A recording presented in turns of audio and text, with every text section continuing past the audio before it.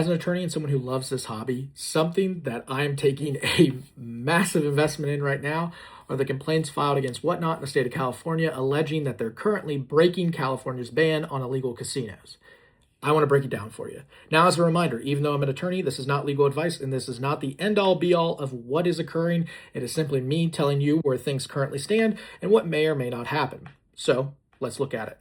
15 complaints in the state of California were just filed. Essentially, 30 people are saying that Whatnot is operating as a casino and is creating addictive tendencies like overspending. That's the gist. It gets a little bit more complex. I keep seeing online people talking about like, oh, it's just focusing on breaks and repacks and that's gambling and people are taking risks. That's not exactly what Paul Lesko, who's the attorney on this, really good attorney, has focused on hobby-related things. I've listened to him talk. I think he is very, very good. He says it's not just the fact that breaks and repacks exist, it's the way that spots are determined. So you might buy a spot and then a wheel spins and that determines what team you get or what division you get, those types of things. Or there might be a card game or a dice game or things that you will see in a casino. There's nothing that stops you from overspending. So in a casino, you have things like a self-exclusion or a cooling off period for online casinos.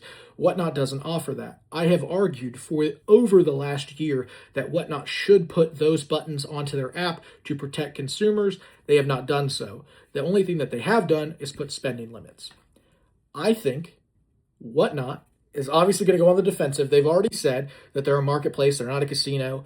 One thing that I want to point out, which I think is interesting, is that the president of Upper Deck said last year that the way that repacks and breaks are being determined is gambling. I thought that that was kind of interesting to see because it's a CEO of a major company that's breaking that down for you.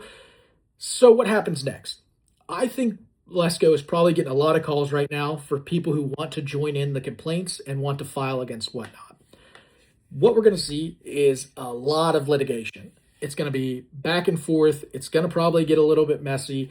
My guess is that we eventually see some type of settlement. I think Whatnot might have to come to grips that they're maybe not gambling, but they're at least borderline and that they can be predatory and they can be addictive. I think you're going to see things like the self-exclusion button go in or the cooling off period. And I'm not sure if there's going to be financial ramifications of this, and I'm not sure if the Gaming Commission is going to want to get involved in this. Those are two big aspects that we have to wait and see, but I'll keep you updated along the way. Make sure you follow so I can continue to break this down for you.